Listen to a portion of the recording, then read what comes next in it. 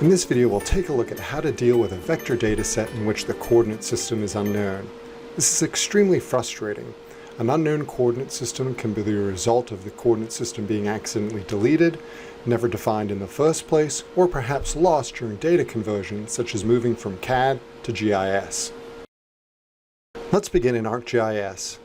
I've got a base map loaded in, the world dark gray base map, and also the Vermont state boundary. The Vermont state boundary is in Vermont state plane coordinates, and because it's the first non-base map layer I've loaded into ArcGIS, the map data frame has adopted the coordinate system from that layer. So the map data frame is set to Vermont state plane nat 83 meters.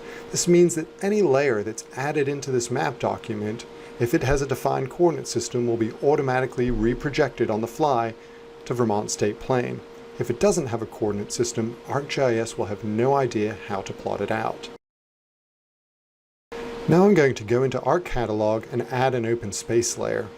This open space layer does not have a defined coordinate system.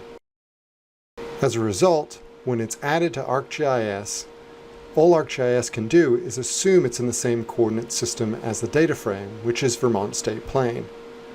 Going into the properties of this layer, we see that the coordinate system is in fact unknown. This open space layer is for the city of South Burlington, but zooming into that location shows no evidence of the layer. When we right-click and choose Zoom to Layer, it zooms us to the location of the open space layer. The good news is that we have polygon data of the open space locations. The bad news is that it's not showing up in the correct location. When we zoom out, we can see that it's appearing somewhere up at the Arctic Circle. This is clearly incorrect. This problem is caused by the fact that we have a map data frame with the coordinate system set to Vermont state plane nat 83 meters and an open space layer which, although it has polygons that have a location, that coordinate system is undefined and it's clearly not Vermont state plane. Now we need to start the coordinate system guessing game.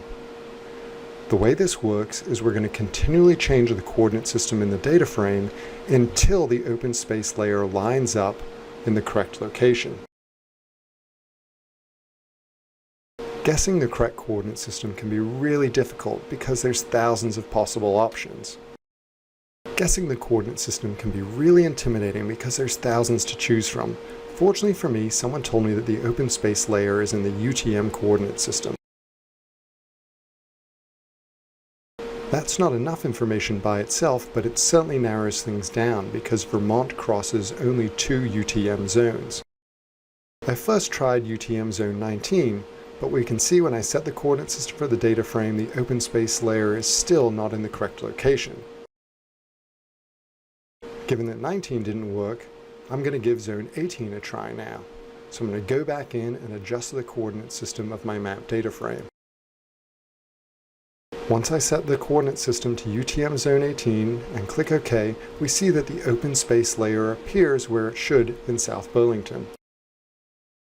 Now the open space layer still doesn't have a defined coordinate system, but because the map data frame is set to UTM zone 18, it assumes that any layer without a defined coordinate system shares that UTM zone 18 coordinate system. I'm just switching base maps now to an image layer just to confirm that these open space polygons appear in the correct location. And they do. So this is great news. I've been able to determine that the coordinate system is UTM zone 18. Now my next step is to use the define geoprocessing tool to actually write that coordinate system information into the file. I'm going to run the define tool on my open space layer, setting the coordinate system to match the current map, which as we know is set to UTM zone 18.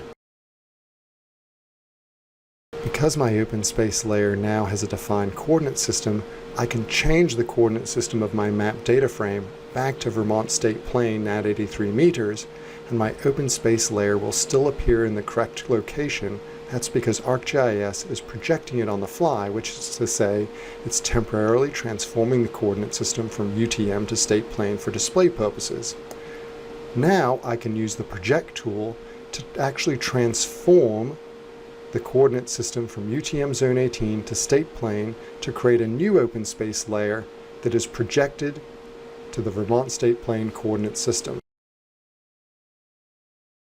Now let's review the two open space layers that I have in my ArcGIS Pro project. My original open space layer that originally has an undefined coordinate system now is correctly defined as UTM Zone 18.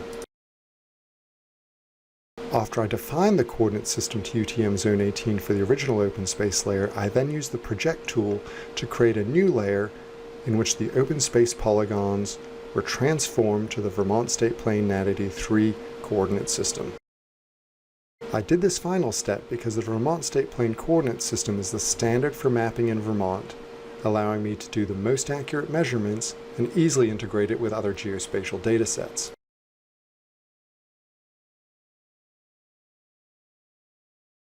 In this video, we showed you how to deal with an unknown coordinate system. The first thing we did was make sure that we have an ArcGIS Pro project with a reference layer with a known coordinate system. A base map works just fine.